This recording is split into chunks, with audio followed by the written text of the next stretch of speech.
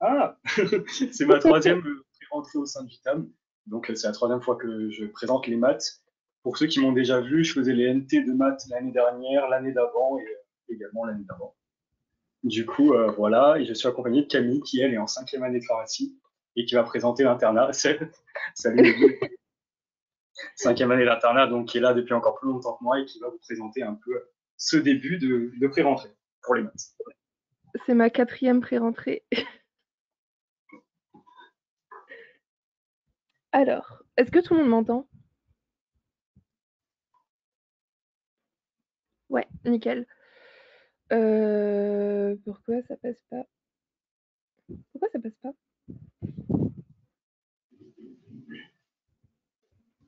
C'est gênant. Ok. Bon, du coup, vous êtes tous doublants, donc vous connaissez le principe, quoi. Mais je me dis, ça coûte rien de vous rappeler que l'IE4, c'est un truc qui peut sauver votre classement. Concrètement, si vous êtes moyen partout, mais que vous avez 17 en IE4, alors que la personne à côté de vous, qui a les mêmes notes que vous ailleurs, a 9, vous lui foutez genre 300 places dans la tête. Enfin, moi, c'est ce qui m'est arrivé. J'étais hyper moyenne partout et j'ai une bonne note en IE4, donc faut pas le négliger.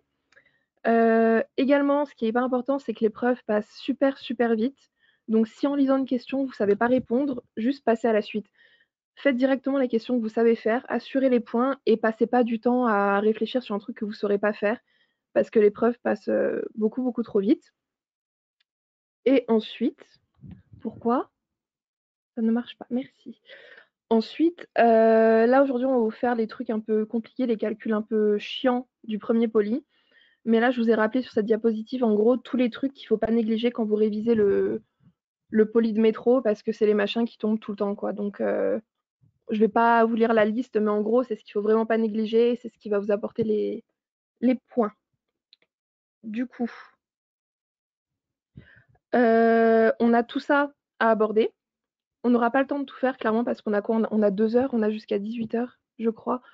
Donc, je sais pas comment vous voulez choisir ce qu'on va faire. Dylan?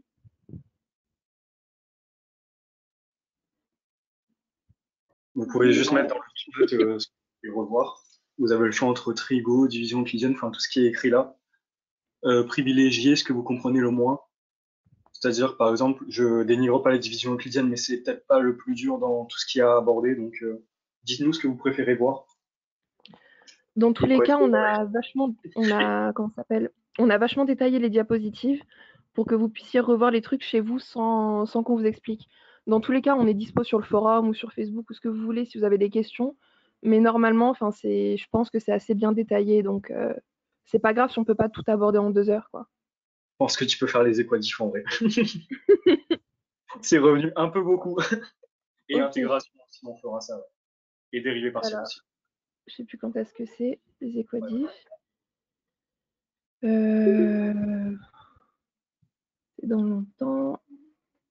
Ok, les équadifs. En vrai, c'est vachement diabolisé, il faut pas en avoir peur. C'est super mal expliqué dans le poly. Genre, c'est une horreur, mais au concours, il n'y a pas 1000 trucs qui tombent. Le plus important, c'est que vous sachiez identifier les termes, que vous connaissiez les formules, et après, il y a juste à appliquer.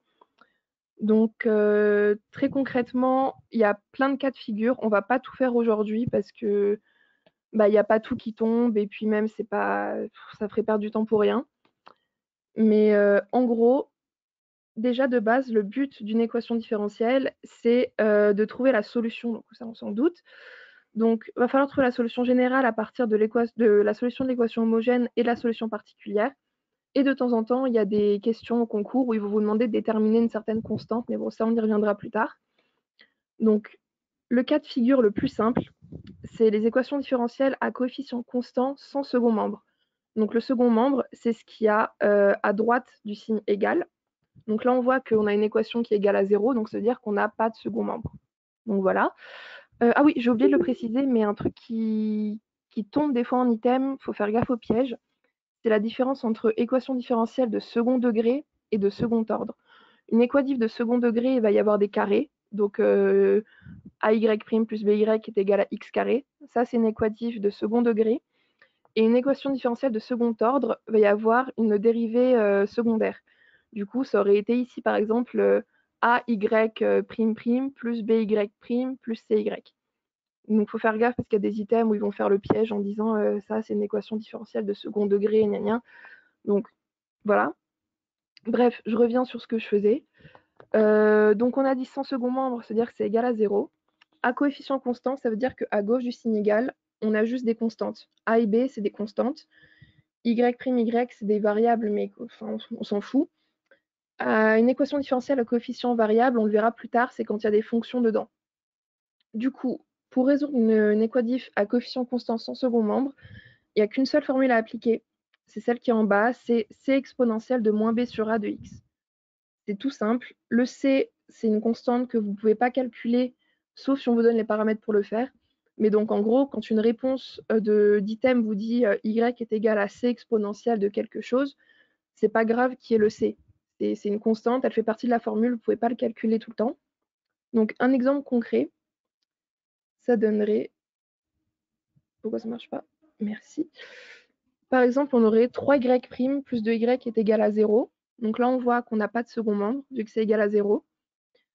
La formule à appliquer, c'est C exponentielle de moins B sur A de X, avec A qui est égal à 3. Parce qu'on a vu tout à l'heure que c'était des équations de la forme AY' plus BY est égal à 0. Donc A est égal à 3, B est égal à 2. Donc là, il suffit juste de remplacer bêtement dans la formule, en faisant gaffe au signe moins de C exponentielle de moins B sur A de X. Et la solution, c'est tout bêtement Y est égal à C exponentielle de moins 2 tiers de X. Est-ce que ça, pour l'instant, ça va? C'est juste repérer les constantes et appliquer la formule. Ok, nickel. Du coup, là, il y a un deuxième exemple avec le signe moins. Je vous l'ai juste fait pour que vous fassiez gaffe au signe. Mais en gros, ici, 4y' plus 7, enfin, moins 7y est égal à 0. On a A qui est égal à 4 et B qui est égal à moins 7. Ok. Du coup, quand on applique la formule, vu que c'est C exponentielle de moins B sur A, le moins dégage. Donc c'est tout con, c'est une erreur de signe, mais il faut vraiment faire gaffe le jour du concours. Le deuxième cas de figure, c'est une équadif à coefficient constant avec second membre constant. Donc cette fois, à droite du signe égal, on n'a plus un 0, on a une constante. Une constante, c'est 1, 2, 3, ce que vous voulez. C'est juste, il n'y a pas de x, c'est juste une constante. Donc cette fois, on va vouloir chercher la solution de la forme générale avec la solution de l'équation homogène qui est exactement la même formule que tout à l'heure, c exponentielle de moins b sur a de x. Et vu qu'on a une constante à droite, il ne faut pas l'oublier. Et on va vouloir calculer la solution de l'équation particulière.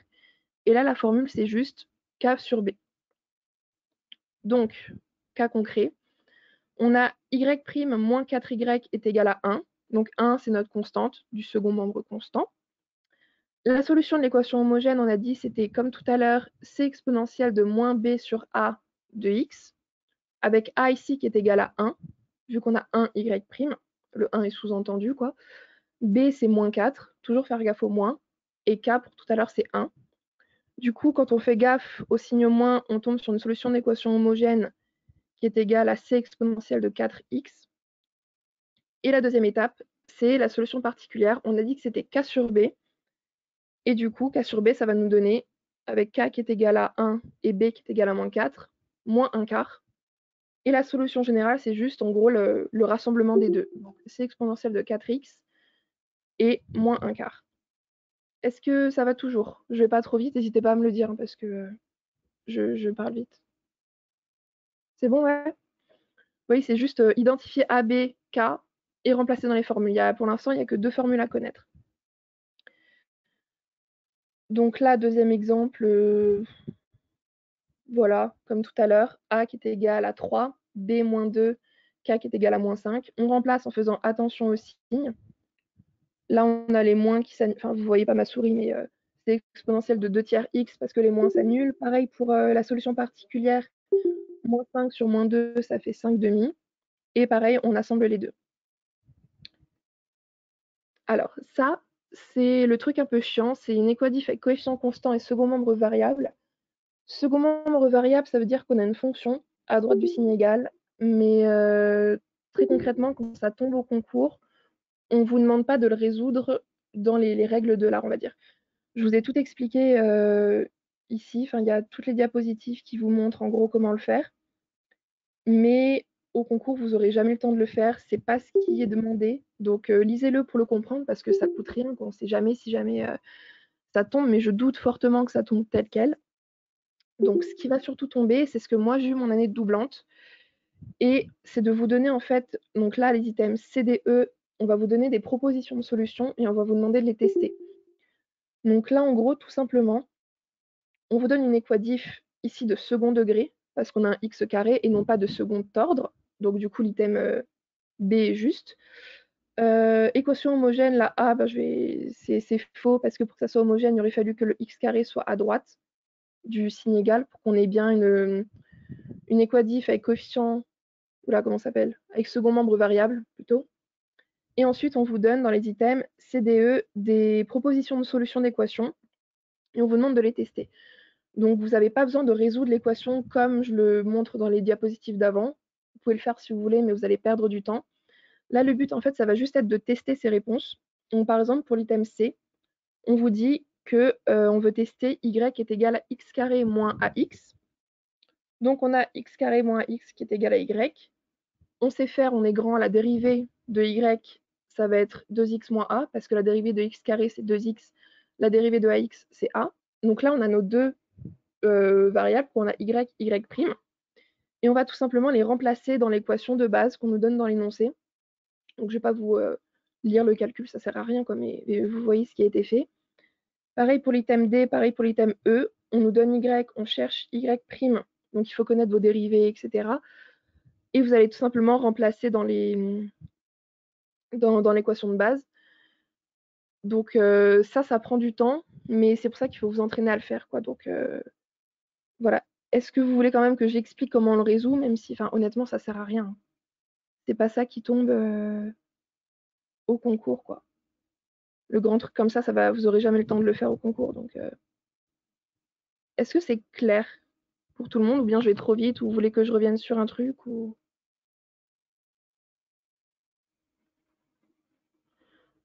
Non, c'est bon? Ok. Bon, ça, c'est jamais tombé, mais bon, au cas où, c'est tout simple. Une équadif avec coefficient variable sans second membre, c'est-à-dire qu'on a une fonction, en fait, à gauche du signe égal. Concrètement, les seuls exemples qu'on vous donne dans le cours, c'est avec des sinus et des cosinus.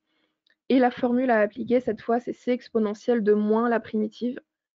Donc, c'est tout con, quoi. Si on vous donne cosinus, la primitive du cosinus, c'est le sinus. Vous appliquez bêtement en n'oubliant pas le moins, et c'est tout. Mais ça, ce cas de figure n'est jamais tombé, il me semble. Donc, je vais vite passer.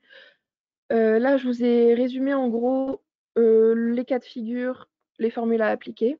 Mais il y a juste en vous entraînant que vous allez y arriver, de toute façon.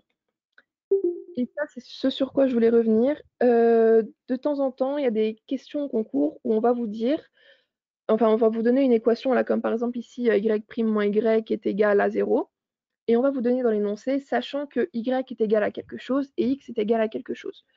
Donc, quand on vous dit pas ça, quand on vous précise pas des y et des x, on s'attend à une réponse de type c exponentielle de quelque chose. Si en revanche, on vous donne des valeurs pour y et pour x, ça veut dire qu'on vous demande de calculer le c, là, donc la fameuse constante de la formule. Donc ici, en fait, c'est tout bête. Vous allez faire d'abord chercher la solution de l'équation y' moins y est égal à 0. Donc du coup, a, c'est égal à 1, b, c'est égal à moins 1. Donc tout simplement, on trouve la solution comme je l'ai écrit ici, y est égal à c exponentielle de x. C'est tout bête. Sauf qu'ici, dans l'énoncé, on vous donne y est égal à 0, y est égal à 1, pardon, et x est égal à 0. Donc ça veut dire que, j'insiste, mais à partir du moment où on vous donne des conditions de y et de x, les items vrais ne seront que ceux où il n'y a pas de c dans la solution. Donc si on vous dit par exemple un item A, la solution et y est égal à c exponentielle de x, c'est faux, parce qu'on vous a donné de quoi calculer ce c. Donc dès le début, par élimination, vous pouvez directement barrer tous les items où il y a un c qui n'est pas calculé. Je ne sais pas si c'est clair ce que j'essaie de dire. Du coup, première étape, vous avez calculé votre solution générale, c'est bon. Deuxième étape, on va du coup remplacer tout bêtement y par 1, x est égal à 0. Donc ça donne 1 est égal à c exponentielle de 0. Jusque là, c'est juste de l'application de ce qu'on vous donne dans l'énoncé. Dans le cours et tout, on vous demande de savoir que l'exponentielle de 0, c'est égal à 1. Donc c fois 1, ça fait 1. Donc on a 1 qui est égal à c, donc c est égal à 1. Et la dernière étape, c'est de remplacer, quand on a y est donné, la solution, c'est pas avec un c, exactement. Quand on va te donner une question vraiment comme l'énoncé que j'ai écrit là et qu'on vous donne y est égal à quelque chose, x est égal à quelque chose, vous pouvez directement rayer les items qui vont être du type y est égal à c exponentielle de quelque chose. Parce qu'on vous demande de le calculer, donc on ne vous demande pas l'étape intermédiaire en gros. Ici, y est égal à c exponentielle de x, c'est l'étape intermédiaire. On vous demande l'étape finale, donc on ne veut plus de c, on veut un chiffre en gros à la place du c, on veut le faire disparaître. Du coup, j'en étais où? Oui, on a trouvé c qui est égal à 1, juste en remplaçant bêtement y et x. Et donc, on va pouvoir venir le remplacer dans la solution générale qu'on a trouvée tout à l'heure. Y est égal à c exponentielle de x, avec c qui est égal à 1. Donc, la solution finale, on ne peut pas aller plus loin, on a tout calculé. Y est égal à exponentielle de x. Est-ce que c'est clair ou pas? Il passe sous le y', s'il te plaît. En fait, tu as juste fait comme tout à l'heure. Tu as calculé ta solution générale avec c exponentielle de moins b sur a de x. Avec a est égal à 1 pour 1y', b est égal à moins 1 pour moins y. Et donc, ça te donne juste ta solution qui est égale à c exponentielle de x. Et du coup, après, on calcule le c et on le remplace. Est-ce que c'est clair ou je suis allée trop vite ou vous voulez que je reprenne ou... Je sais pas. Mais vraiment, j'insiste, si vous avez une question comme ça où on vous donne y et x, directement barrer les solutions où il y a un c, même si ça a l'air juste. Genre, si on vous donne un item y est égal à c exponentielle de x, même si c'est juste, c'est faux, parce que c'est pas ce qu'on vous demande dans la question. Je sais pas si c'est clair ou pas, je suis pas allée trop vite. Dans tous les cas, tout est détaillé dans le diapo, on va vous le poster tel quel. Donc, c'est bon? Alors, bon, du coup, on a fini pour les équadifs. Si vous voulez, je reprends des trucs ou sinon, on passe à la suite. Je sais pas. C'est quoi qui était ressorti tout à l'heure, Dylan? Des trucs à Il y revoir. avait dérivés partiels, mais je peux le faire si tu veux. Et il y a intégration par partiel aussi, je crois. Bah, je sais pas, comme tu préfères. Je m'en fiche. Que voulez-vous en premier, intégration par partiel ou dérivés partiels? Dans tous les Dites-nous. cas, je pense qu'on aura le temps. Donc, Oui, bah oui. dites-nous ce que vous voulez voir en particulier. Dérivé partiel, ok, mais bon. Dérivé, ok. Tu veux le faire Alors, ou je le fais? bah, je le fais du coup. Ça va. Ah, mais ça va être compliqué si je suis sur le diapo et toi sur le. Comme tu veux. Si tu veux, tu partages ton écran. Non, c'est bon, je vais essayer de faire comme ça.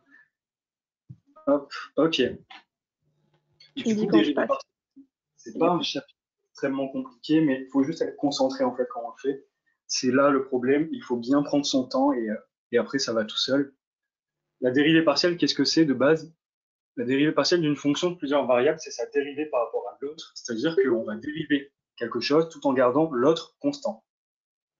En gros, on a du x, du y, on va dériver x par rapport à y en gardant y constant, et on va dériver y par rapport à x en gardant x constant. Vous avez deux phases, et à la fin, vous réunissez tout, et ça vous donne une formule. Là, on va partir d'une formule de base, donc fxy égale 2xy plus 7y carré x plus 3x carré plus 9x. Ça, c'est votre fonction de base. Dans un premier temps, on va dériver par rapport à x, c'est-à-dire qu'on va avoir x comme variable et y comme constante. Quand vous regardez tout là-haut, vous avez votre formule, donc 2xy plus 7y carré x plus 3x carré plus 9x. On va faire ça en 3 étapes. Votre première étape, c'est de déterminer votre constante. Donc là, on a 4 termes, donc on va poser 4 constantes, a, b, c et d. Nous, ce qu'on veut, c'est x variable. Donc là, on va déterminer nos constantes par rapport à y. Donc pour le premier terme, ça va être 2y, donc on représente par a. Pour le deuxième, ça va être 7y carré, vu que ça ne nous intéresse pas et que ce n'est pas du x, c'est une constante. Donc on va représenter par b. Là, on n'a rien, on n'a pas de y pour le troisième terme, du coup, ça sera juste 3, la constante. Et pour le dernier, ça sera juste 9. Une fois qu'on a ces constantes, donc A, B, C, D, on va les réinjecter dans notre formule de forme à avoir AX plus BX plus CX carré plus DX. Votre A représente votre 2Y qui était dans votre formule de base. Votre B représente votre 7Y carré, pardon, qui était de base dans votre formule. Le C, c'est 3 qui était dans votre formule de base. Et le D, c'était le 9 qui était dans la formule de base. Une fois que vous êtes arrivé là, vous passez à la troisième étape, c'est-à-dire qu'on va dériver. Vous dérivez par rapport à l'étape 2, pardon.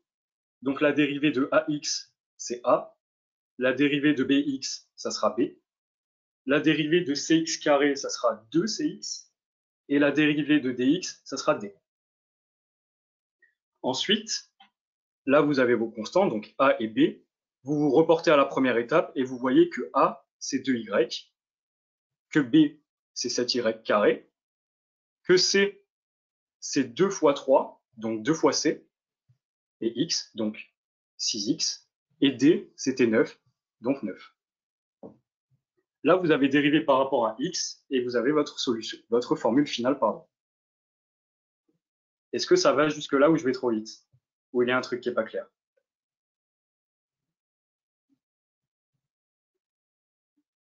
Non, ça va? Ok. Ça va, ok. Non, c'est bon, ça va. Ok, ok. Il y a quelqu'un qui est perdu. Je me suis perdu 2 étapes. Alors attends, je vais reprendre. Tu t'es perdu à l'étape 2, c'est ça? Oui, ok. Si tu veux, on a posé nos constantes par rapport à la formule de base. Nous, ce qui nous intéresse, c'est de dériver x. A, c'est 2y. Jusque-là, ça va. B, c'est 7y carré. C, c'est 3. Et D, c'est 9. Nos 4 constantes qu'on a déterminées, on va les remettre dans la formule de base. C'est-à-dire que ton 2y, ça devient A. Ton 7y carré, ça devient B. Ton 3, il devient C. Et ton D et ton 9, il devient D. Ici, tout en bas. On a juste remplacé par des lettres, en fait. Ça va servir à mieux visualiser et grâce à ça, on va dériver et ensuite on va retomber sur ce qu'on avait de base. Est-ce que ça va mieux? Oui. Oui, ok. Ça va mieux ou pas?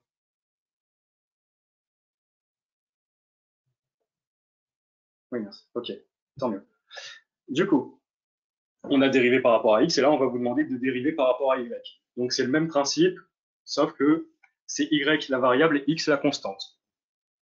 Tout à l'heure, on avait posé A, B, C, D. Cette fois-ci, on va poser E, F, G, H. C'est pareil. Ce qui nous intéresse, c'est Y. Donc, on va avoir E qui est 2x tout en haut, F qui est 7x tout en haut également. On va conserver notre Y carré. G, c'est 3x carré. Et H, c'est 9x. Même principe que tout à l'heure, on passe à la deuxième étape et on remplace. On a conservé notre Y. Donc, ce qu'on va avoir, c'est E, donc notre 2x qui devient E, ça nous donne E de Y. Ensuite, notre 7x qui se transforme en F, donc FY carré. Notre 3x carré qui se transforme en G et notre 9x qui se transforme en H. Jusque-là, ça va? Ensuite, ce qu'on va faire, c'est qu'on va dériver, donc grâce à notre deuxième étape. On sait que la dérivée de E de Y, c'est E, que la dérivée de FY carré, c'est 2FY, et la dérivée de G, la dérivée de H, ben non. Du coup, ça nous donne quoi?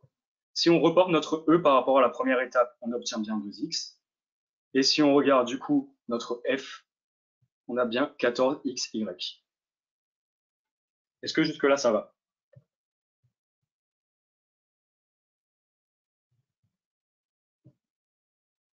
Oui, oui, yep. Pourquoi y carré? Alors regarde, je vais te montrer. Pourquoi y carré? Tu vois bien dans ta formule de base, tu as 2xy plus 7y carré x. Et là, ce qu'on garde constant, c'est le x. Donc tu vas avoir 7x en constante, mais tu vas bien conserver ton y carré en variable, que tu vas ensuite dériver. C'est pas pareil que tout à l'heure. Et ensuite, à la fin, quand tu fais ta dérivée de 2fy, tu as 14xy. Parce que tu avais 7x, que tu as encore un y, que tu as un 2 devant, bah, ça te donne 14xy. Est-ce que c'est clair pour l'instant pour X et Y? N'hésitez pas à m'interrompre. Hein. Pourquoi en violet, c'est... Comment? Pourquoi en violet, c'est pas F? Parce que F, c'est ta constante par rapport à X. Ok, je vais reprendre. Je vais reprendre doucement. Hop. Là, si vous voulez, E, F, G, H, c'est des constantes à chaque fois. Nous, ce que l'on veut dériver, ce que l'on veut faire varier, pardon, c'est Y. C'est pour ça que c'est Y qui est en violet. C'est Y votre variable. Si vous regardez en haut, quand on dérive par rapport à X, on considère Y comme une variable. C'est ça qui va varier. Nous, on a juste simplifié avec des lettres pour E, F, G, H. Donc, votre 2X se transforme en E. Donc, on a bien 2Y, si vous vous référez par rapport à la formule de début. Votre Y carré, ben, le F, c'est le 7X qui est juste à côté. Vous avez 7Y carré X, et vous pouvez écrire 7XY carré, ça revient au même. Donc, on place le F juste devant le Y carré. Vous avez G et H. Et ensuite, vous dérivez tout simplement à l'étape 3. Dans la troisième étape, en rose, c'est la dérivée. C'est ça. E, c'est ta constante, donc tu ne vas pas la dériver. Par contre, ton FY carré, tu vas le dériver. Et ton FY carré, il se transforme en 2FY. Et ensuite, tu le réécris algébriquement. Si tu veux, regarde, tout en bas dans ta deuxième étape, on pose la formule à dériver F. Donc, tu n'as pas ton prime. Et ensuite, on te dit, on dérive. Donc, tu as ton F prime. Et ton FY carré, il se transforme en 2FY. Et lié le prime. Si vous regardez bien, de la deuxième à la troisième étape, on a bien notre prime. Mais c'est juste dans la dernière, il manque un tout petit prime pour la formule en rose, mais ça ne doit pas vous embrouiller. Hein. C'est juste qu'on a traduit algébriquement, pardon, ce qu'il y avait juste au-dessus. En 4 ans, personne ne l'a remarqué, c'est ça, c'est ça. Bien joué. Même moi, je ne l'avais pas vu, donc... Hop. Et ensuite, une fois que vous avez votre X et votre Y, je vous les remets. Hop. Donc, on avait 2Y plus 7Y carré plus 6X plus 9. Et ensuite, on avait 2X plus 14XY. Ben, tout simplement, vous les mettez ensemble. Et ça vous donne 2Y plus 7Y carré plus 6X plus 9 dx plus 2X plus 14Y dy. En gros, de toute façon, en QCM, généralement, on vous demande juste la dérivée par rapport à X. On va vous donner deux possibilités de réponse. Il y en a une, souvent, elle est totalement fausse, elle se voit à des kilomètres. Donc, vous prenez pas la tête. Hein. On fait 2 chapitres là. On a fait 2 chapitres là. Ouais, ça passe vite. Mais si vous avez des questions, n'hésitez pas. Hein. D'ailleurs, sur le forum du TAM, là, ça a été très rapide hein, pour les dérivés. Sur le forum du TAM, vous avez vraiment beaucoup de choses par rapport aux dérivés partiels. Il y a notamment les derniers NT de l'année dernière que je vous remettrai là, après. Comme ça, vous pouvez vous entraîner parce que là, vous avez un exemple qui n'était pas vraiment compliqué, mais je peux vous mettre des exemples plus compliqués avec la correction en dessous, il n'y a aucun problème. Hein. Comme ça, vous vous entraînez et ça sera mieux parce que là, c'était un exemple assez simple, assez rapide.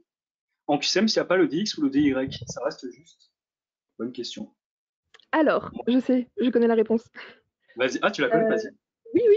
Alors, en fait, quand on vous donne des propositions de dérivées partielles, donc, quand on est dans le cas là où on va vous dire si on dérive par rapport à Y, on a uniquement ce genre de réponse, on ne le met pas.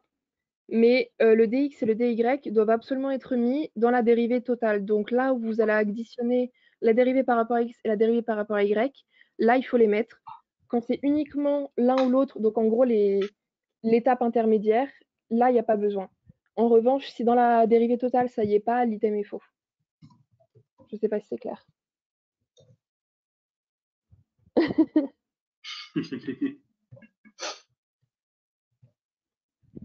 Ok, nickel. On peut passer à la suite si vous voulez. Finalement, on a grave le temps, en fait.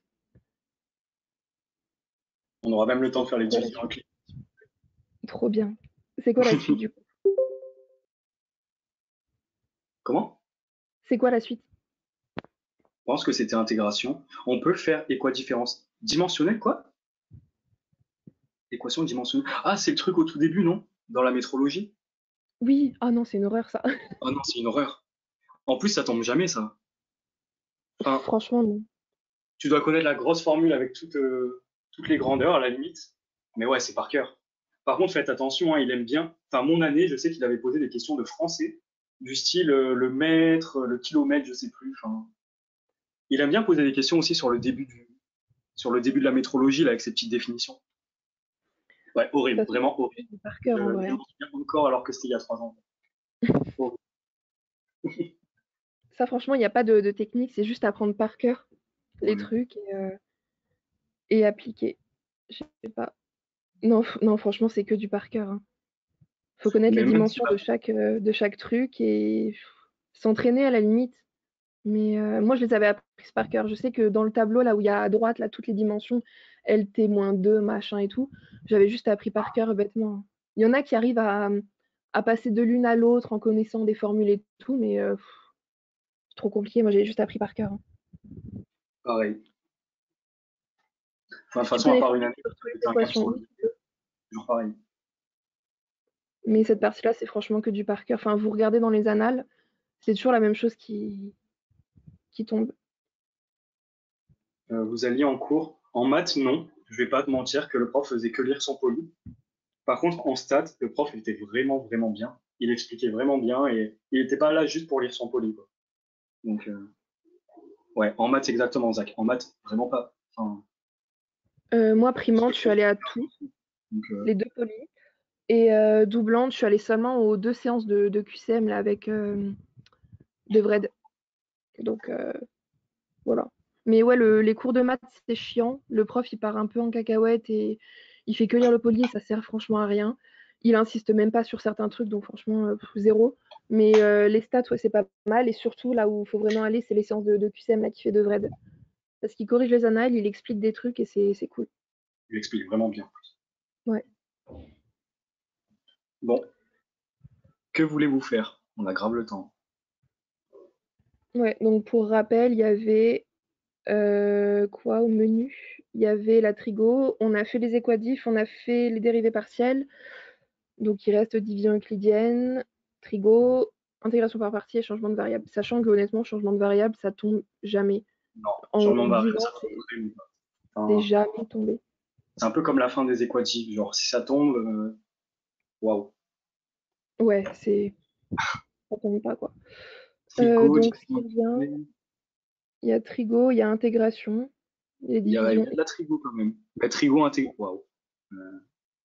intégration. Intégration, ouais, plus intégration du coup.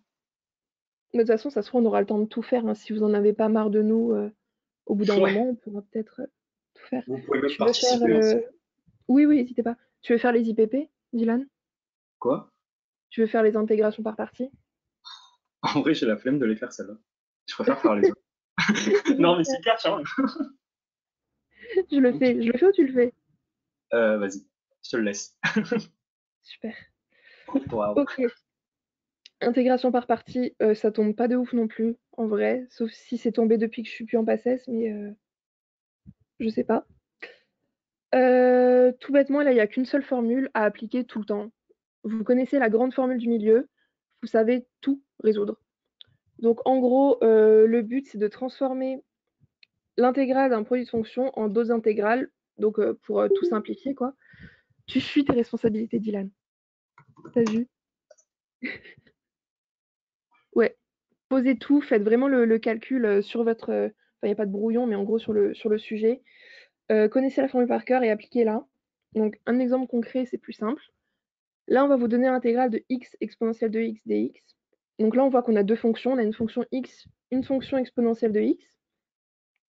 Le but, c'est d'identifier vos termes, d'appliquer la formule et c'est fini. Donc en gros, ici, on vous dit que la formule à appliquer, c'est intégrale de uv' est égale à la fin, quoi, le truc entre crochets, quoi, pardon, uv moins intégrale de u'v. Donc ça veut dire que vous allez devoir poser vos u, u', v, v'. Donc si on prend la formule tout bêtement, on vous dit que l'intégrale de uv' est égale à blablabla.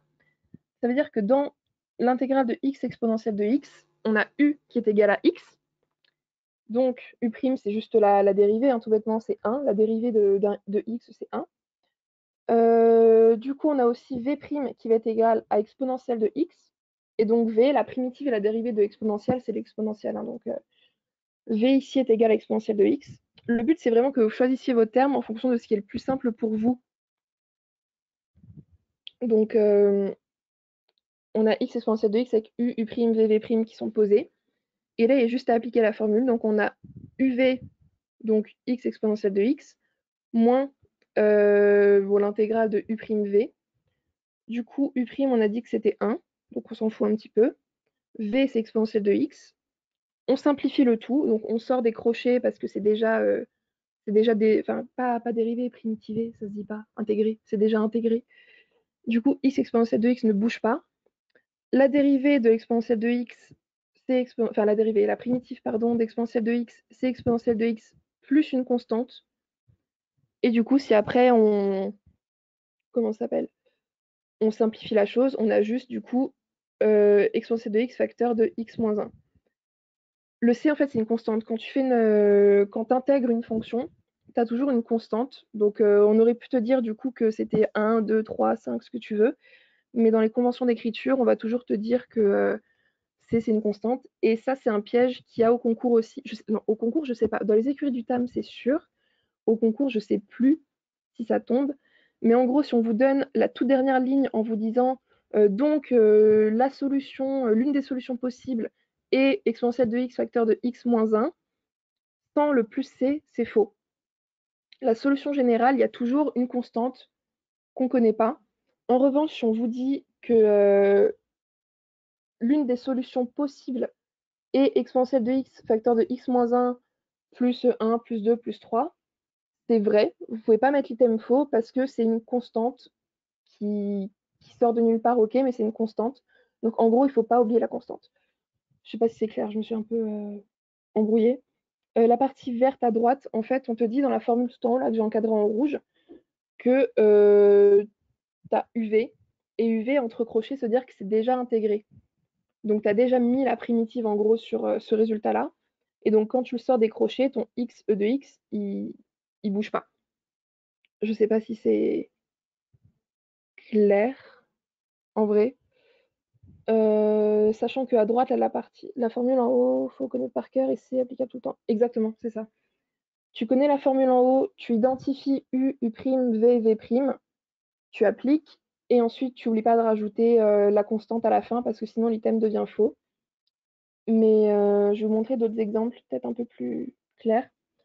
Donc là, un autre exemple avec l'intégrale de x carré exponentielle de x. Donc là, pareil, on a deux fonctions, x carré et exponentielle de x, qu'on veut intégrer d'une manière un peu plus simple.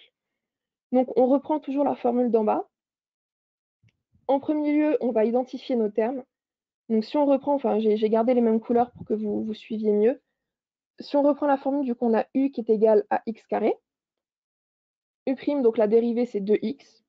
Jusque là ça va. V', on a dit que c'était ici exponentielle de x, et donc sa dérivée, c'est exponentielle de x aussi. Dérivée primitive, toujours la même chose pour l'exponentielle. Et à droite, là, c'est un peu plus long, mais vous appliquez juste bêtement. Donc la formule, du coup, donne uv' dx est égal à, donc, primitive de uv.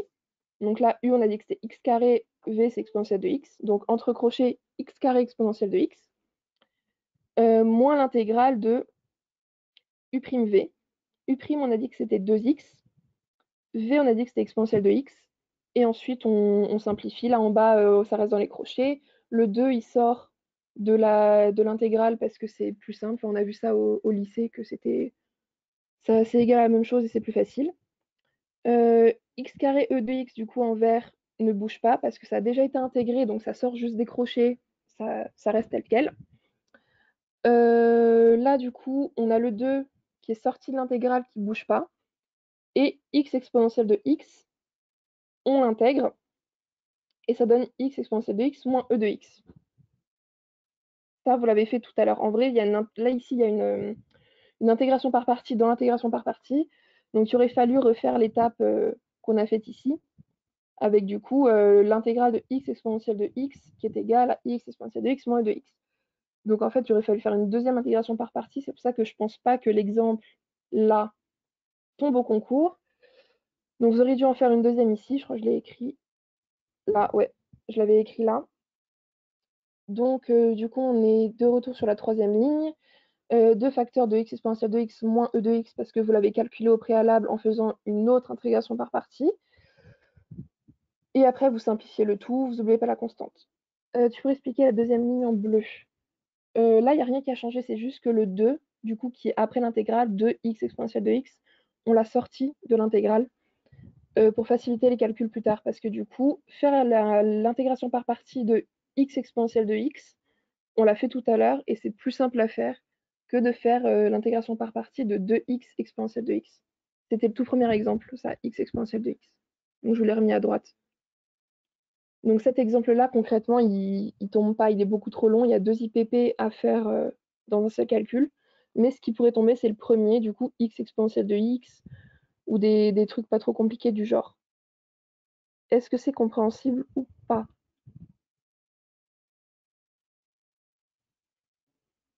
Ou est-ce que vous voulez que je réexplique? Sachant que j'ai pas encore insisté cette fois-ci, mais la constante à la fin sur la dernière ligne en noir, elle est hyper importante parce que si là on vous dit en item que la solution finale c'est x carré moins 2x plus 2 facteur de 2x, donc on ne met pas de constante, ça devient faux. Pourquoi il y a un moins, j'ai pas compris. Dans la quatrième ligne, du coup, 2 facteur de x exponentielle de x. Ouais, là. En fait, c'est le tout premier exemple qu'on a fait tout à l'heure. Donc, tu le vois à droite, là, le truc avec la flèche. La dérivée partielle, je vais remettre le truc de tout à l'heure. La dérivée partielle, pas la dérivée partielle, l'intégration par partie de x exponentielle de x. On a dit qu'on appliquait la formule tout bêtement. Du coup, uv x exponentielle de x moins intégrale de e de x. Et du coup, on tombe avec le moins. Je sais pas si tu as compris ou pas.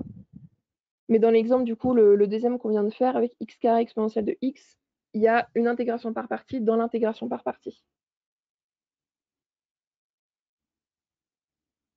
Ouais, il est dur, mais il va pas tomber concrètement.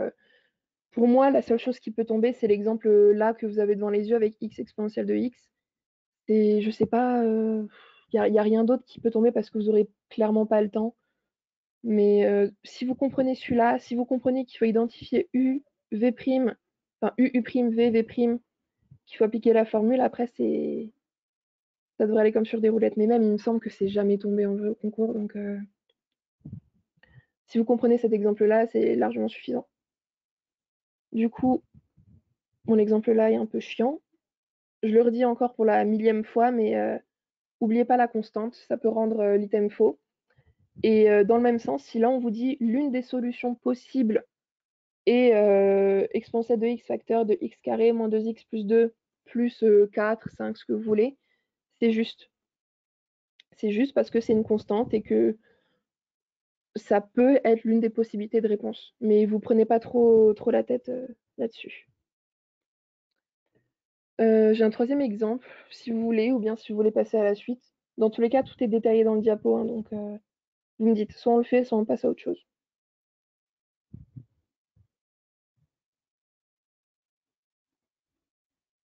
On le fait? Ok. Du coup, là, on vous donne i est égal à intégrale de ln de x.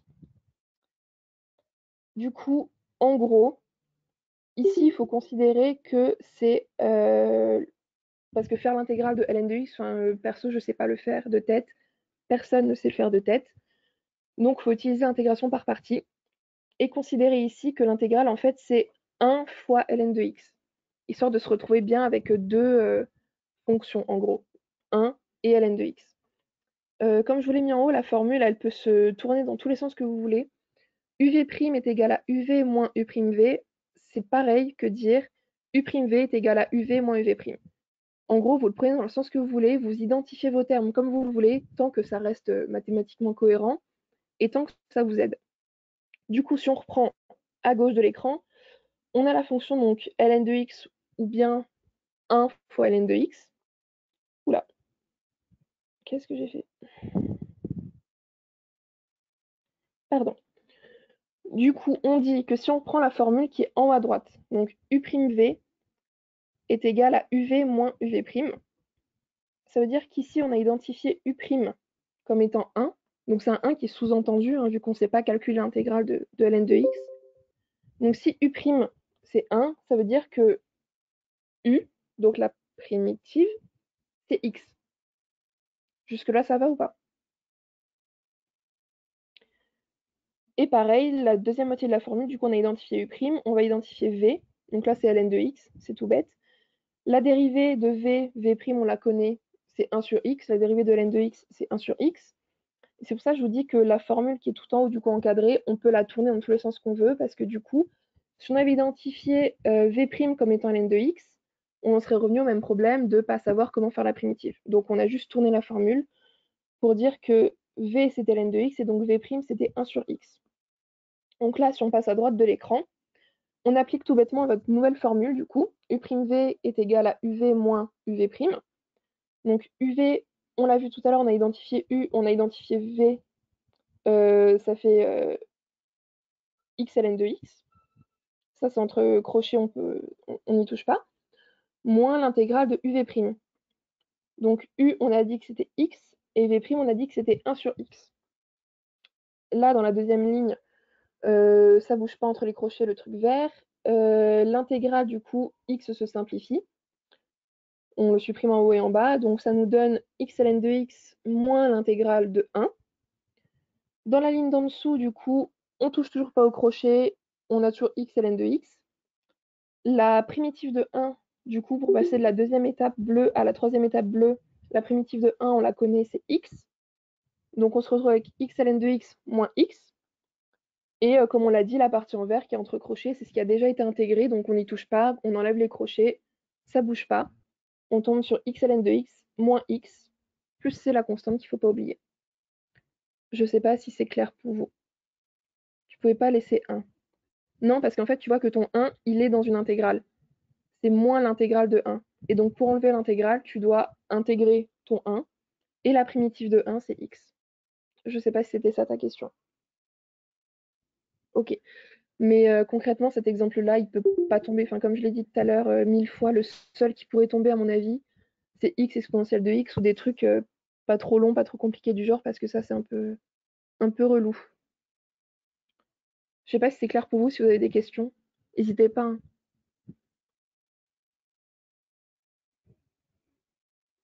Mais pour les autres, quel autre? Prenez la parole, hein, si jamais vous voulez expliquer un truc, c'est plus simple à voir. L'exemple d'avant. Celui-là?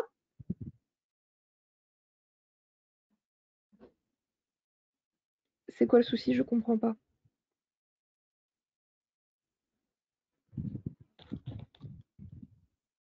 Il fallait pas intégrer là. Si, si. Justement, tu l'as fait, regarde. Ta deuxième ligne, tu as, bon, on s'en fout du truc en vert, et tu as 2 intégrales de x exponentielle de x. Donc là, tu dois l'intégrer. Et c'est comme ce que je disais tout à l'heure, ton x exponentielle de x, c'est une intégration par partie qui est à faire. C'est le tout premier exemple qu'on avait fait tout à l'heure. Ici, là, x exponentielle de x, c'est une intégration par partie à faire à part. Où tu trouves du coup la primitive, enfin l'intégration de x exponentielle de x, c'est du coup x exponentielle de x moins exponentielle de x. Une intégration par partie à faire en plus du coup de ton calcul qui est ici. Ce que j'ai mis avec la flèche là, un peu en résumé. Mais du coup, une fois que tu l'as intégré, tu peux enlever l'intégrale, là, le grand S.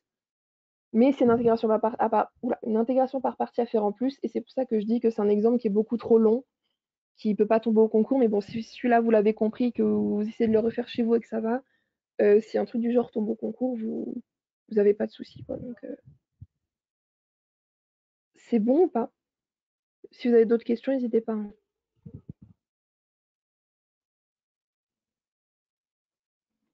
Sinon, on peut passer à la suite. Je sais plus ce qui était ressorti tout à l'heure. La trigo, je crois.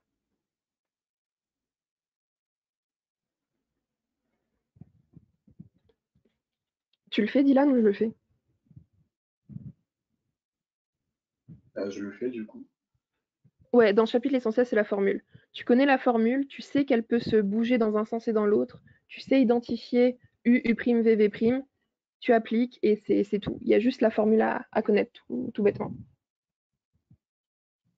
Alors, la trigo. Du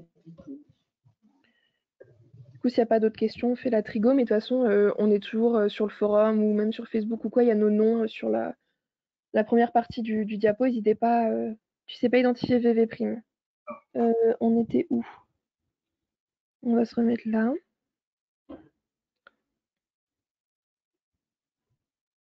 On va prendre un exemple plus simple.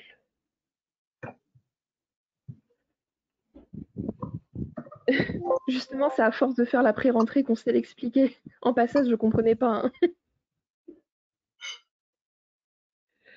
Ok, du coup, si on reprend l'exemple là, j'ai mis les mêmes couleurs pour que ce soit plus simple à identifier. On te dit x exponentielle de x, c'est ce que tu veux intégrer. Et dans la formule en haut qui est encadrée, on te dit que ta u v' est égal à ce que tu veux. Donc tout simplement, tu regardes et tu vois que x, c'est ton u, exponentielle de x, c'est ton v'. Donc tu les poses comme j'ai fait en bas à gauche et tu dérives ou tu intègres. Donc si on a posé que u c'était x, du coup on fait la dérivée. La dérivée de x c'est 1. Et c'est bon, t'as compris?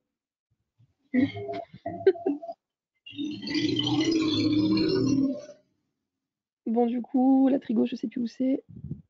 Yes, C'est le premier truc, vraiment le tout premier. c'est bon. Ok. Alors, juste pour revenir sur les maths, quand vous comprenez pas, essayez de faire comme si vous l'expliquiez à quelqu'un, parce que moi je sais que quand j'expliquais les choses, par exemple à ma mère ou à un pote, je comprenais beaucoup mieux parce que c'était un regard neuf et on se forçait à vouloir comprendre pour pouvoir l'expliquer. Du coup, je sais pas si vous avez des potes ou vos parents, essayez de leur expliquer un peu les maths que vous comprenez pas, comme ça vous aurez un regard neuf et ça rentrera mieux. C'était le petit conseil du jour. Du coup, pour la trigo, on va aller directement à l'essentiel. Je pense que les fonctions sinus, les fonctions périodiques modulo de pi, ça doit aller normalement. Juste, retenez bien sur ce cercle, apprenez bien les dérivés de sinus et de cosinus, c'est super important. Ça tombe souvent. Ce qui tombe également souvent, c'est les définitions du style sinus est une fonction impaire passant par l'origine des axes. On aime bien vous dire que c'est cosinus qui passe par l'origine des axes, blablabla. Non, c'est bien sinus. Donc ça, c'est important, savoir qui est pair, qui est impair. La fonction pair, c'est bien cosinus. C'est pas vraiment un piège, mais également, par exemple, on va vous donner plusieurs possibilités de réponse. Et on peut vous donner dans l'item A cosinus moins x, et dans l'item C, je sais pas, cosinus x. Ben, si l'un est vrai, l'autre est vrai, vu que c'est la même chose. Donc quand vous lisez les items et les énoncés, faites attention. Regardez bien toutes les possibilités de réponse, car des fois, on peut tomber sur les mêmes choses. Ensuite, cosinus pi sur 2, on va rarement vous le demander, du coup ça, c'est pas vraiment important. Là, ce qui est vraiment important, c'est vraiment le mouvement harmonique. Donc, vous avez soit ST qui égale K, donc K, c'est votre amplitude. Également, une erreur que vous faites, et il faut faire très attention, c'est sur l'unité. Des fois, on va vous dire, je sais pas, dans l'énoncé que c'est en millimètres, et item A, centimètres. Non, si c'est en millimètres, votre item doit être en millimètres. Sinon, c'est faux. À part s'il y a eu la conversion, mais c'est rare qu'il fasse la conversion. Donc vous avez votre formule ST qui égale K, votre amplitude, sinus oméga t, ou K cosinus oméga t, où K et oméga sont des coefficients constants avec oméga supérieur à 0. Donc on vous dit bien que K c'est votre amplitude, qui est soit en millimètres, soit en centimètres, ça dépend de votre énoncé, votre période, qui est 2pi sur oméga, et votre fréquence, qui est l'inverse de la période. Et là on vous dit attention aux unités. On le verra tout à l'heure. On va partir d'une formule assez simple, donc ST qui égale 10 sinus pi sur 4t. Et nous, ce qu'on veut, c'est trouver la vitesse. Donc on a bien ST de la forme K sinus oméga t, donc K c'est notre 10, sin oméga, donc notre oméga c'est pi sur 4, et T ben, c'est T. Pour calculer la vitesse, vous allez multiplier K, donc votre 10, par oméga, pi sur 4. C'est la première étape. Donc là, ça va vous donner 10 pi sur 4 sinus T. Mais ça ne s'arrête pas là. En deuxième étape, vous allez devoir dériver sin. C'est pour ça qu'on vous dit de bien apprendre. Donc vous allez dériver sin en cos. Et ça va vous donner, pour la vitesse en tout cas, 10 pi sur 4, donc votre K fois votre oméga, cosinus, vu qu'on a dérivé sinus, pi sur 4t. Est-ce que jusque-là, ça va? Il est lancé, MDR. Qu'est-ce qui se passe? Qu'est-ce qui se passe? Il y a une question, pardon. Qu'est-ce qu'il y a? Non, je voulais dire un truc, mais je le dirai quand tu auras fini. Qu'est-ce qu'il y a? Qu'est-ce qu'il y a? Qu'est-ce qu'il y a? Mais dis-le. Mais non, mais c'était c'était sur les cours du début, donc fais ta lancée et je te reviendrai dessus après, t'inquiète. D'accord, désolé. Hop. Alors attends, il faut que je retourne dessus du coup. Hop. Voilà. Votre 10 pi sur 4, vous pouvez le simplifier en 5 pi sur 2 en divisant par 2. Cosinus pi sur 4t. Donc ça et ça, c'est pareil. Ensuite, pour trouver votre accélération, c'est le même principe. On va dire que votre 5 pi sur 2, c'est votre k, et que votre pi sur 4, c'est votre oméga. Donc vous allez multiplier votre k et votre oméga. Donc vous allez faire 5 pi sur 2 fois pi sur 4. 5 pi fois pi, ça fait bien 5 pi carré. 2 fois 4, ça fait 8. Mais on ne s'arrête pas là. Il faut dériver cosinus. Et la dérivée de cosinus, c'est moins sinus. Donc qu'on écrive 5 pi carré sur 8 moins sinus pi sur 4t ou moins 5 pi carré sur 8 sinus pi sur 4t, c'est pareil. Le moins, vous pouvez le mettre avant ou après la fraction. Donc là, vous avez votre vitesse. Attention au signe lorsque vous dérivez cosinus et sinus. Ça, c'est par rapport à votre cercle trigonométrique, pardon. Attention à bien mettre pi au carré dans la fraction accélération, mais ça c'est normal car vous avez multiplié 5 pi par pi, donc vous avez bien 5 pi carré au numérateur. Est-ce que ça va? Est-ce que je vais pas trop vite? Bip. Puis il devine le reste pareil. Quoi? Le reste c'est sin ou cos? Comment ça le reste c'est sin ou cos? Attendez. Parce que j'ai pas le chat devant les yeux. Pas compris. Reprends please. Ok. Je reprends. Attendez. Dans la diapo d'avant, Camille, du coup, va falloir remonter. Dans la diapo où on calcule la vitesse, on vous dit qu'on multipliait k par oméga et qu'on recommençait pour avoir l'accélération. Donc si je retourne à mon accélération, là on a 5 pi sur 2 cos pi sur 4t. Vous êtes d'accord avec moi? 5 pi sur 2, on le remplace par k. Cos pi sur 4, on va le remplacer par oméga. On va tout simplement multiplier 5 pi sur 2 et pi sur 4. Donc notre 5 pi sur 2 fois pi sur 4, ça va bien nous donner 5 pi carré, car 5 pi fois pi, ça fait 5 pi carré, et 2 fois 4, ça fait 8. Et comme pour la vitesse, notre pi sur 4, lui, il ne change pas. Il reste constant. Et on a dérivé également notre cosinus pour obtenir moins sinus. Est-ce que ça va ou toujours pas? Votre k, voilà, votre k devient 5 pi sur 2. Et on refait pareil que pour la vitesse. Est-ce que c'est bon ou pas?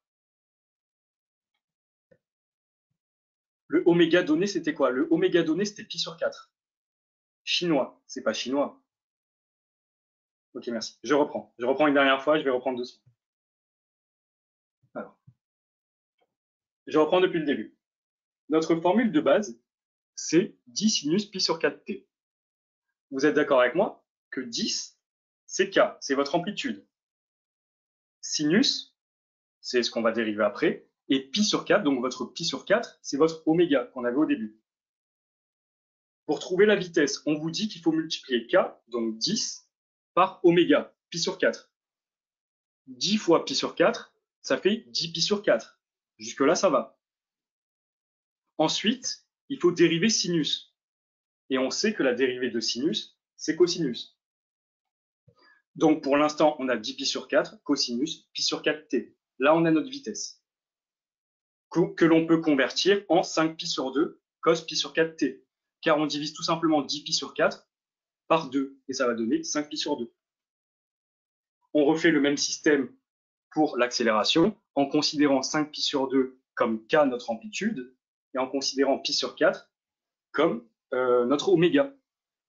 On va remultiplier les deux, donc on va avoir 5 pi carré sur 8.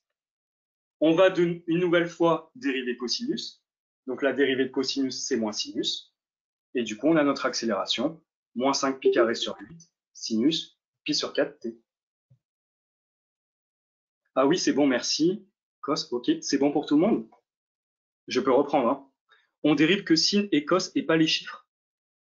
Ben, si tu regardes dans tes étapes, c'était plus haut du coup. Là, regarde, on te dit étape 1, multiplier k et oméga, tu fais que ça. Et ensuite, en étape 2, tu vas dériver sin ou cos en fonction de la formule que tu as. Et ensuite, tu as ton... Ah bah oui, t'es pas con du tout, il n'y a pas de question con. J'ai mis, je pense, une année à comprendre le mouvement harmonique, alors que maintenant, je trouve que c'est pas si dur. Sin AX égale A cos AX. Tu peux le répéter comme ça, oui. Bah ouais, je suis con. Nickel, c'est bon pour tout le monde ou pas? Franchement, c'est le même principe pour la vitesse et pour l'accélération. C'est juste qu'après, vous arrivez avec des carrés et ça change un peu. Ok. Ensuite, calcul de la période, c'est pas le calcul le plus compliqué, c'est 2pi sur oméga. Donc votre oméga qu'on vous a donné au début, c'était pi sur 4. Et là, on va faire un truc qui s'appelle multiplier par l'inverse. Donc quand vous avez 2pi sur pi sur 4, vous allez multiplier par l'inverse, c'est-à-dire que vous aurez 2pi fois 4 sur pi. Vous savez que quand vous avez quelque chose au numérateur et au dénominateur pardon, qui sont exactement la même chose, vous pouvez les supprimer. Donc vous avez 2 fois 4 qui est égal à 8. Ça, c'est des règles de base que vous apprenez au lycée, multipliées par l'inverse. C'est du calcul basique. Et ensuite, la fréquence, c'est juste l'inverse de la période. Donc si vous trouvez 8 en période, vous trouvez 1 sur 8 à la fréquence.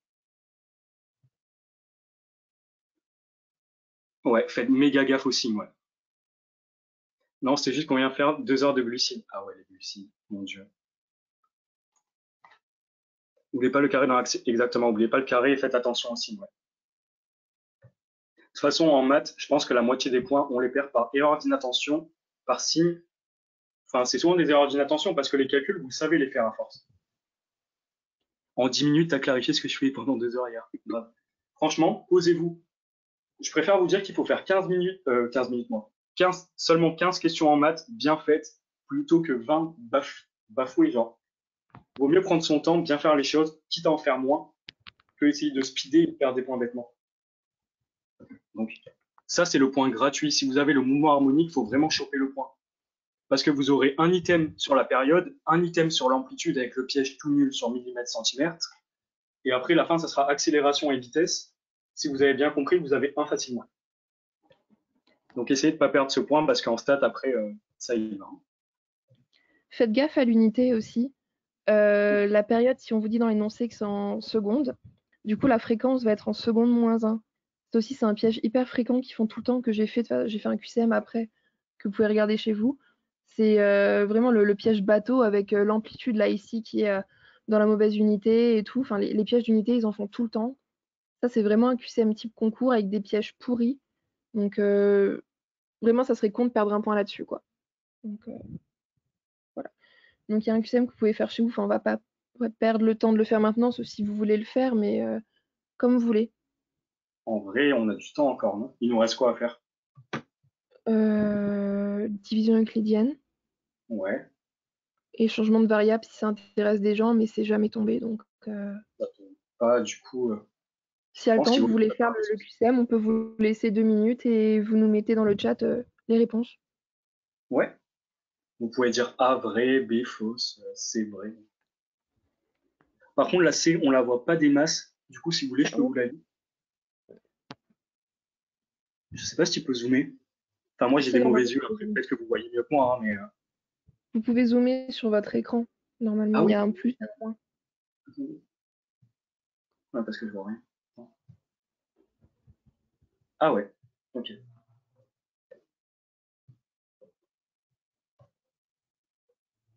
Par contre, j'ai zoomé, du coup, je suis trop. Quel boulet.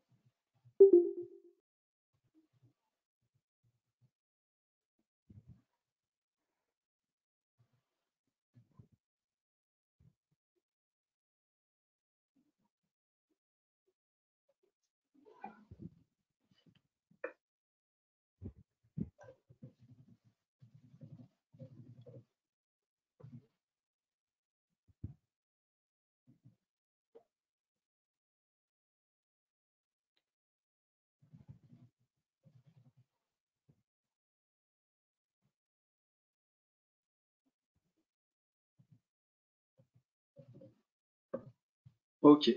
Alors, hop. AC, ok. Oui, c'est vrai. Ok.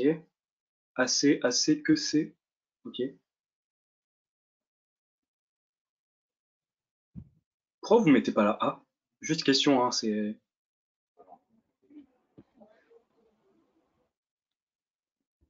Regardez bien l'énoncé et dites-moi pourquoi vous mettez pas la A. AC, ouais. Je sais pas comment on trouve l'amplitude. En fait, ton amplitude, là, c'est 8. Ton amplitude, tu peux la remplacer par K. C'est de la forme K cos oméga T. Donc, ça va être ton premier terme. Ton premier terme, c'est ton amplitude, si tu veux. Donc là, ton amplitude, c'est 8, par exemple. Et on te dit que ça va décrire le mouvement en millimètres. Du coup, millimètre, c'est ton unité. Du coup, là, tu as ton amplitude K et tu as tes millimètres. Du coup, l'amplitude est bien de 8 millimètres. Ouais.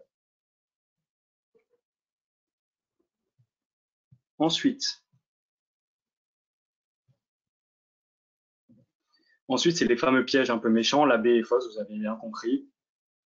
La fréquence, c'est pas en mètres par seconde, c'est en mètres par seconde moins 1. L'AC est bien vrai, on peut le vérifier. 8 cos pi sur 3 t. Si on fait 8 fois pi sur 3, on a bien 8 pi sur 3.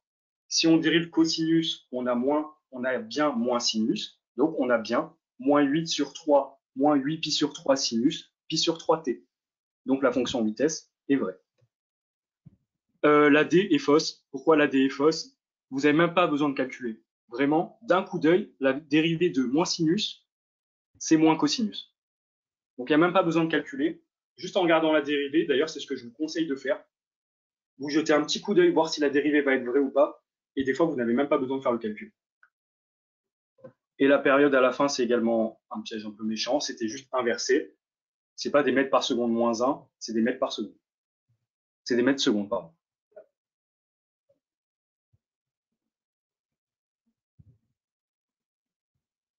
Est-ce que c'est bon?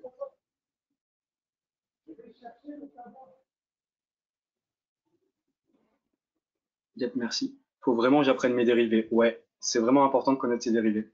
Moi, j'imagine le cadran de Trigo dans ma tête. C'est exactement ça, Selena, qu'il faut faire. Faut connaître ton limite, tu l'apprends par cœur. Hein. Faut vraiment avoir son cadran. Vous pouvez le dessiner sur votre feuille au début du concours, genre, enfin, c'est plus un concours, mais vous ouvrez la copie, vous faites rapidement votre cercle, au moins vous l'avez. Mais non. La D, c'est sin. Non. La dérivée de moins sinus, ça sera moins cosinus. Je comprends pas ta question, Chaloul. D, il manque le moins. Ouais, c'est ça, D, il manque le moins. En fait, tu as juste cosinus, mais la dérivée de moins sinus, c'est moins cosinus. Comme la dérivée de sinus tout court, c'est cosinus.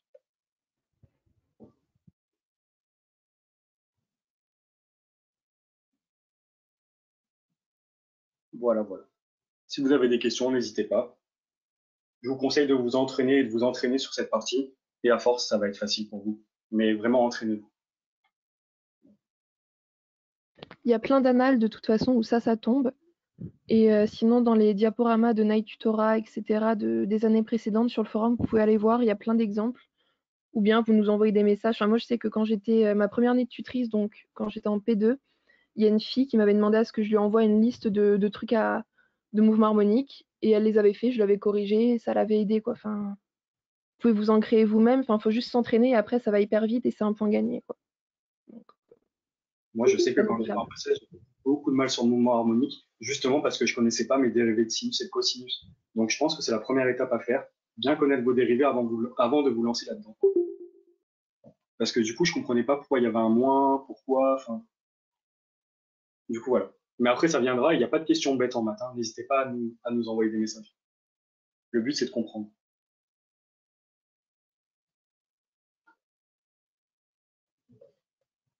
Du coup, il nous reste 2 chapitres à faire. J'ai oublié ce que je voulais dire au début, donc c'est pas grave. Il Il reste y a un truc par rapport au truc de base, je crois. je sais plus. Je crois que c'était Hein. avec les tableaux. C'était avec les tableaux où j'ai zappé assez rapidement pour pouvoir passer au mouvement harmonique. Il y avait peut-être un Sûrement. truc à dire là-dessus. Ouais. Enfin, c'est rien de dingue, mais en gros, ça sert à rien de retenir le tableau là des cosinus et des sinus tels quels parce que vous n'y arriverez pas. Juste représentez-vous la courbe dans la tête Et enfin, c'est un conseil qui sert à rien, hein, mais genre là, la courbe des sinus, vous savez qu'elle passe par le centre. Donc quand x est égal à 0, sinus est égal à 0. Quand x est égal à pi sur 2, donc sur la ligne des abscisses, on sait que c'est là que le sinus fait une cloche et du coup qu'il atteint 1. Enfin, moi, j'avais vraiment pas appris tableau, j'avais juste fait avec les. Je me redessinais le schéma en fait sur mon sujet le jour du concours. Je dessinais le schéma vite fait, grossièrement à côté. Et au moins, vous êtes sûr de ne pas faire d'erreur. Alors que si vous apprenez bêtement vos tableaux de quand c'est pi sur 2, sinus est égal à 1, quand c'est pi, sinus est égal à 0, il y a de grandes chances de se planter. Alors que si vous refaites le schéma de la courbe, vous n'allez pas vous tromper, quoi. Mais ça tombe jamais, c'est des points faciles, donc vous faites pas avoir. Voilà. Là, il reste quoi? Il reste les divisions euclidiennes et je sais plus. Dérivée partielle, on l'a fait. En vrai, on a tout fait sauf changement de variable qui tombe jamais. Donc après, vraiment, si vous voulez le voir, pourquoi pas, mais Dans tous les cas, enfin, le diapo est quand même vachement détaillé pour les changements de variables. Donc, si vous voulez le regarder, regardez-le, mais je sais pas si c'est utile qu'on le fasse aujourd'hui parce que ça tombe jamais et c'est pas la dernière année que ça va tomber, honnêtement, c'est trop long. C'est chiant, donc regardez-le pour comprendre. C'est pas très compliqué, il y a 3 étapes à faire, mais c'est voilà. Donc on peut faire les divisions. puis là, on a abordé pas mal de notions. Du coup, c'est peut-être mieux qu'on en aborde un peu moins, mais que vous reteniez Ouais. plus, hein, plutôt que vous embrouiller. Ah, il y a ma tête sur le diapo. La décomposition d'éléments simples, je sais pas du tout. J'ai aucune idée de quoi tu parles. Non, thermodynamique, ça? Bah ouais, Mais attends, c'est de la thermo, c'est de l'aspect 14 que tu dis, non? c'est quelle page du poly? La décomposition en éléments simples, ça me dit rien. Poli, aucune idée. La Ça me dit rien du tout. décomposition. Si jamais tu retrouves la page du poly, n'hésite pas à poster un message sur le forum, on regardera, mais là de tête, ça me dit rien du tout.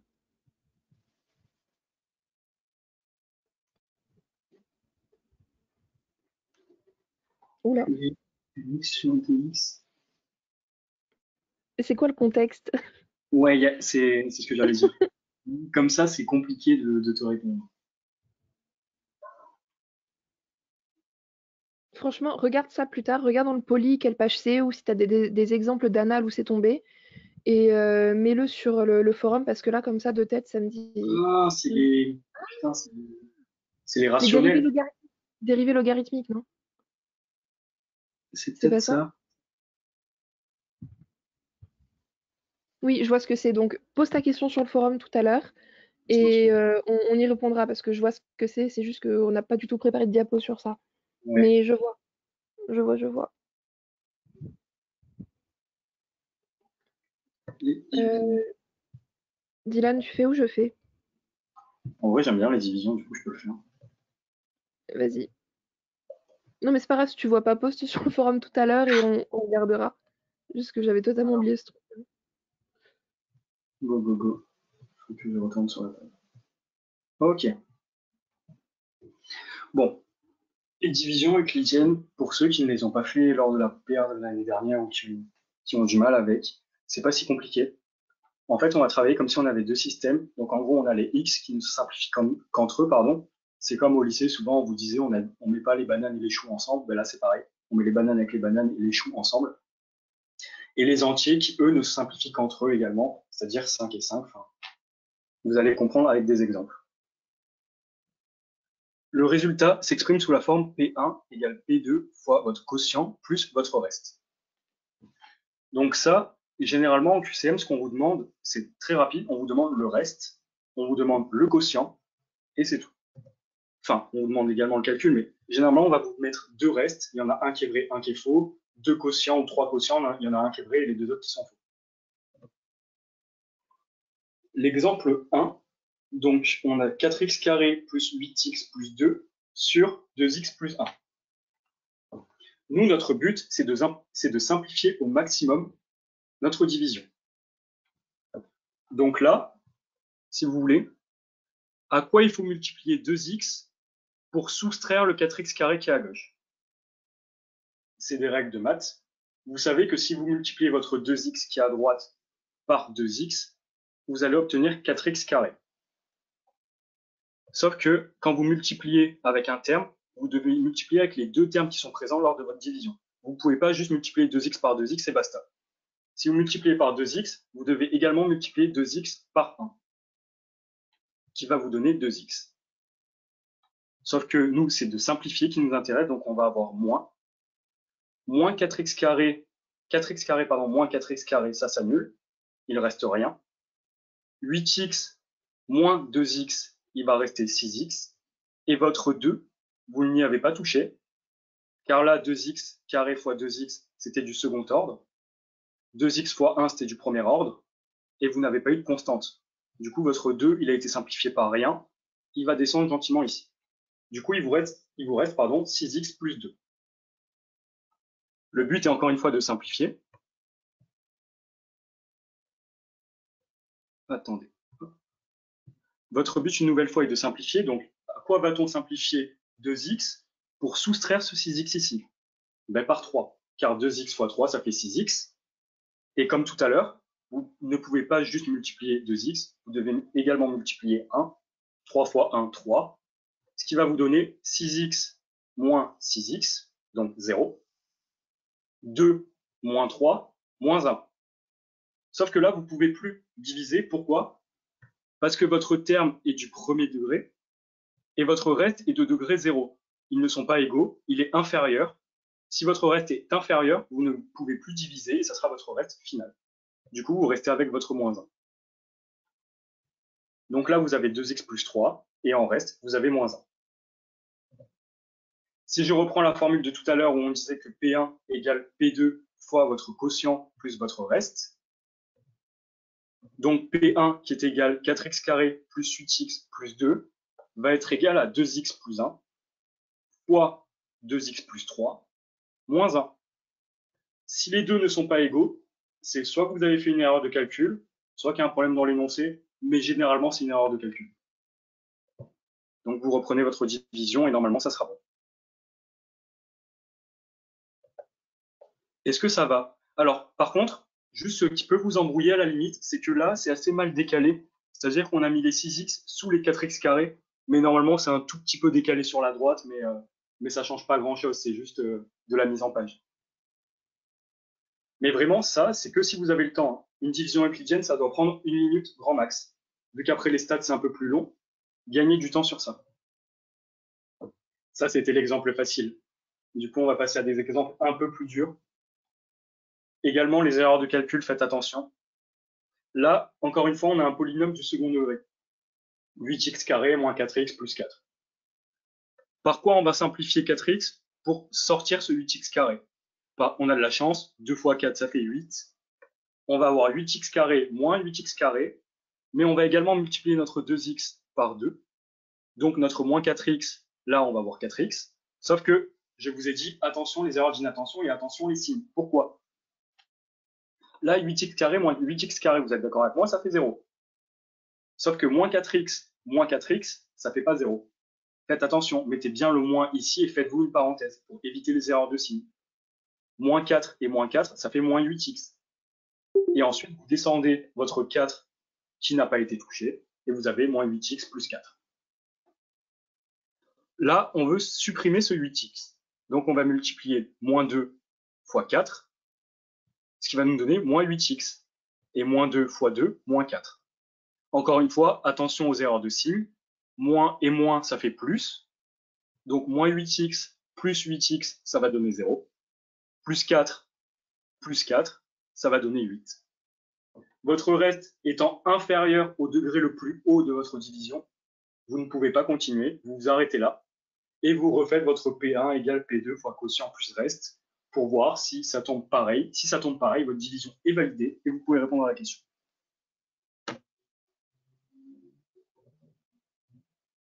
Est-ce que c'est clair ou pas? Il n'y en a jamais avec des virgules. Tu critiques mon diapo. Je critique pas le diapo, mais c'est vrai que quand on le lit, c'était bizarre. C'est quoi la formule A? C'est la formule qui est un peu plus haut. C'est voilà, c'est celle-là. P1 égale P2 fois quotient plus reste. On peut aussi multiplier le quotient avec le diviseur, non? Oula, c'est-à-dire, Adam?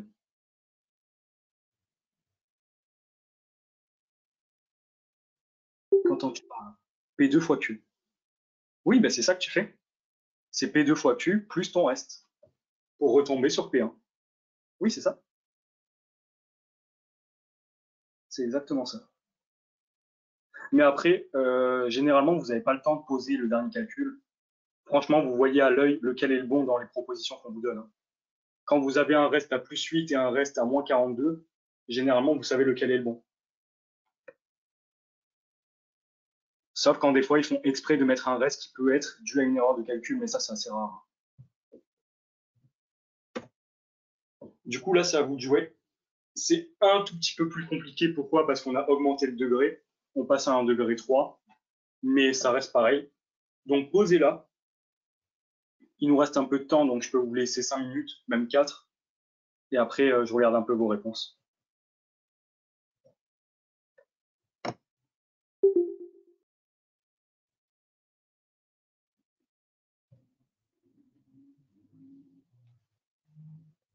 S'il y a quelque chose que vous n'avez pas compris, n'hésitez pas. Si par exemple la formule de fin, vous ne la comprenez pas, si vous n'avez pas compris pourquoi on est passé d'un terme à l'autre, s'il y a un exemple qui n'est pas clair, n'hésitez vraiment pas.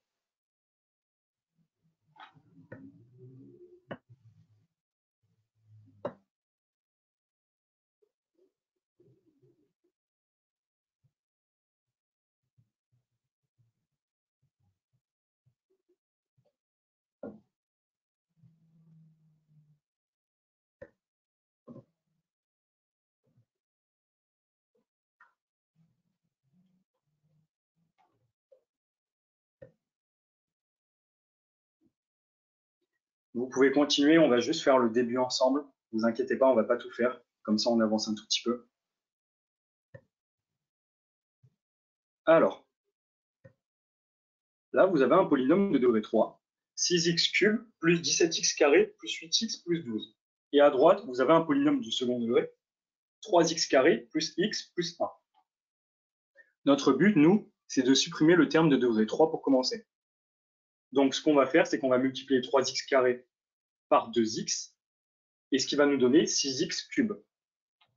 Mais comme je vous l'ai dit tout à l'heure, on ne peut pas juste multiplier 2x par 3x carré, on doit également multiplier 2x par x et 2x par 1.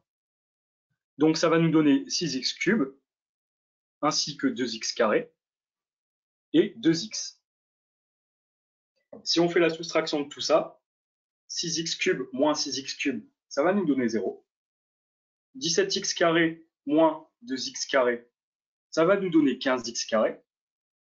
8x moins 2x, ça va nous donner 6x. Et on n'est pas allé au terme 12. Pourquoi? Parce que 2x plus 1, c'était de degré 1. Et nous, le constant, on ne l'a pas touché. Du coup, on le descend. On a bien 15x carré plus 6x plus 12. Maintenant, ce qu'on va faire, c'est qu'on va essayer de supprimer le terme de degré 2. Pour cela, on va multiplier 3x carré par 5, ce qui va nous donner moins 15x carré. On va également faire 5 fois x, qui va nous donner 5x, et on va multiplier également 5 par 1, qui va nous donner 5. Donc au final, on a bien 15x carré moins 15x carré qui nous donne 0, 6x moins 5x qui nous donne x, et 12 moins 5 qui nous donne 7. Question? Question, est-ce que l'on peut continuer? Oui ou non? Pourquoi? Non, pourquoi? Le reste est inférieur, c'est ça. Le reste est inférieur au terme le plus haut du diviseur. C'est-à-dire que là, vous avez un degré 2, et votre terme le plus haut de votre reste est un degré 1. Degré 1 étant inférieur à degré 2, on ne peut plus rien faire. Notre reste est x plus 7. Trop petit? Non, plus petit car le degré inférieur. Mais voilà, vous voyez? Attends, j'ai pas compris. Qu'est-ce qu'il y a, Zach? Tu peux répéter pourquoi? En gros, à ton reste, le terme de plus haut degré dans x plus 7, c'est x. Pourquoi? Parce qu'il est de degré 1.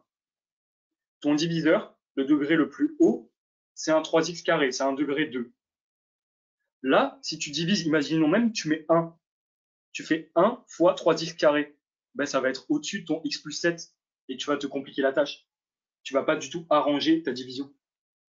On peut pas continuer, voilà, c'est ça. Là, si tu continues, à part t'embrouiller, enfin même, impossible, tu peux rien faire. Du coup, voilà, je crois qu'il y a un autre exo.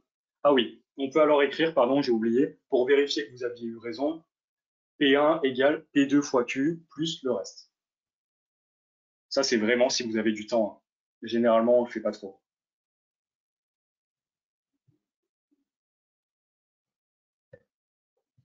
Est-ce que vous voulez faire la deuxième ou ça va? En vrai, si vous avez compris le mécanisme, c'est souvent pareil, hein. Oui, vous voulez la faire? Ok. Oui, on fait. Ça va, on l'a fait. Ok.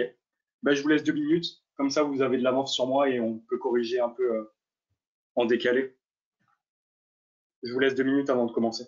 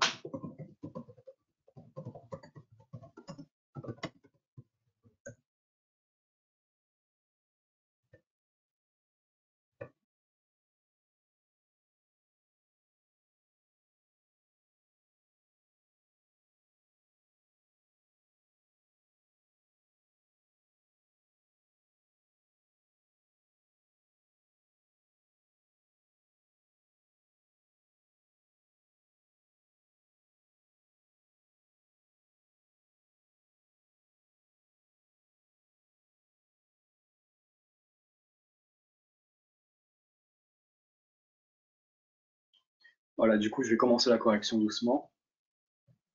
Alors, on reprend. Donc voilà, vous avez 6x cube plus 5x carré moins 4x plus 3. Et de l'autre côté, vous avez 2x plus 3. Comme d'habitude, on cherche à éliminer le terme de plus haut degré. Donc on va chercher à éliminer 6x cube. Par quoi on va multiplier 2x, du coup, ben, par 3x carré. J'ai eu un petit bug, mais oui, c'est 3x carré.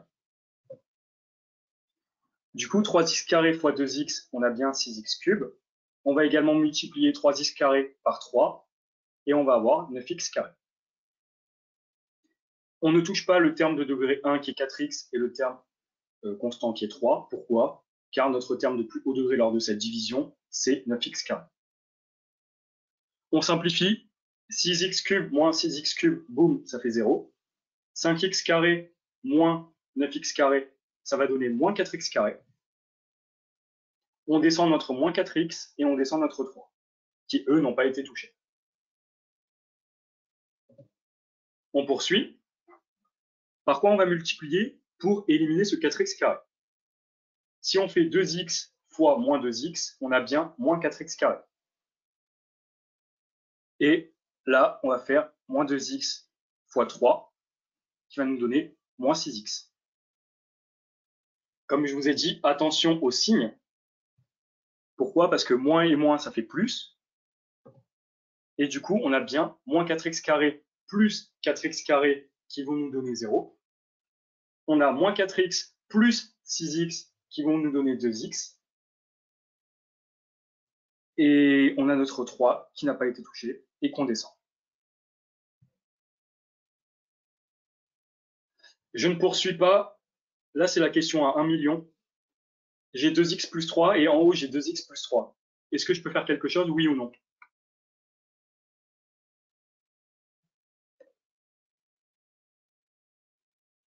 Oui, ouais. Est-ce que tu es sûr? Oui, vous êtes sûr? Vous êtes sûr que là, je peux continuer? Oui.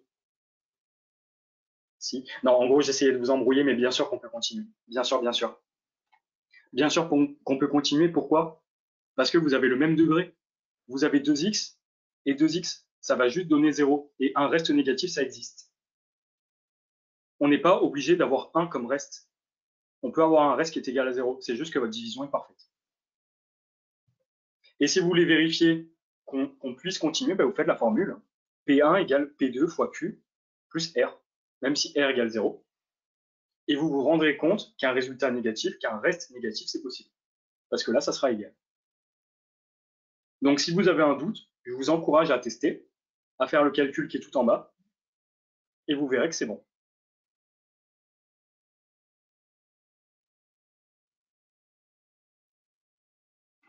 Est-ce que vous avez des questions sur les divisions euclidiennes ou pas? Ou est-ce que c'est clair? Le conseil, c'est vraiment d'en faire, d'en refaire et d'en refaire. Non? Non, c'est bon? Ok. Parfait alors. Hop, ok. Super. T'as dit un reste négatif, c'est possible. Mais... Oui, je voulais dire reste nul. Excuse-moi, Emma. Oui, oui. Je me suis trompé. Un reste nul. Oui, oui. Non, non, non, non, non, c'est ma faute, c'est ma faute.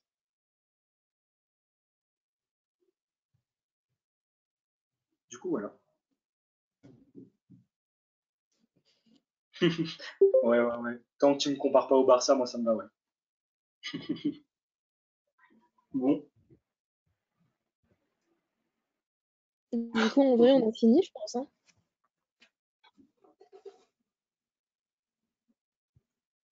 ben ouais. En vrai, si vous avez des questions sur tout ce qu'on a fait jusque-là, vous pouvez, hein. Même si c'était les équadifs faites au tout début, ou les dérives partielles. N'hésitez pas à me poser des questions par message sur le forum. Donc, mais le 4, c'est trop bien, hein. Ouais. Ça Et rattrape un classement. vous avez un avantage, c'est que Camille répond souvent dans l'heure, hein, sur le forum, donc n'hésitez vraiment pas. J'habite sur le forum, donc n'hésitez pas.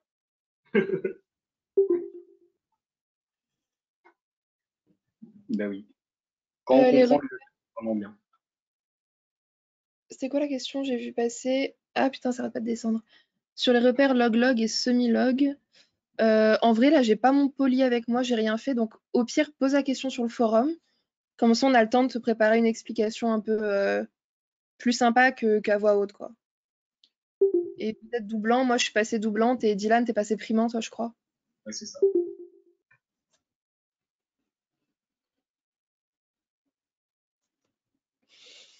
Donc, si vous n'avez pas de questions en plus, on va vous laisser tranquille. Et on est toujours dispo sur le forum et tout, hein, donc, Ben moi, ça va te paraître bizarre, mais moi, le 4, c'était ma pause. Alors, dit comme ça fait un peu psychopathe, mais en fait, le 4, j'en faisais un petit peu tous les jours. Et j'aimais pas faire des gros blocs du E4. Mais Moi, pareil, c'est quand j'avais marre de faire autre chose, le soir, je faisais des annales du E4 et tout. tellement. C'est pas voir ça comme un jeu, c'est la seule matière où on vous demande de réfléchir, donc c'est pas trop compliqué en vrai quand on s'y met. Moi, en U4, je crois que j'ai eu 12. Non, c'est même pas, je crois, c'est j'ai eu 12,1.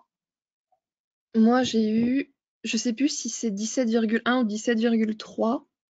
Enfin, j'ai eu 17, quoi. Sachant que le reste de mes notes, je tournais à 11, 11,5, 12, pas plus. Donc ça m'a vraiment sauvé mon classement. Ouais. Mais quand je vous dis que Camille est trop forte, c'est la vérité. Mais j'étais nulle dans tout le reste, donc faut compenser. Si vous êtes nul dans des matières, genre je suis en pharma et en UE1 coef 7,5, je crois, j'ai eu 11. Donc fallait se rattraper ailleurs.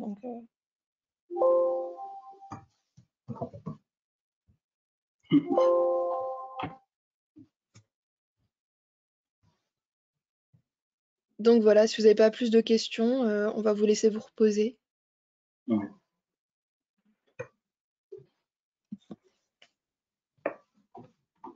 Et n'hésitez pas, il y a nos noms, nos pseudos sur le forum, nos noms sur Facebook et tout sur la première diapositive. Donc n'hésitez pas à nous embêter, quoi.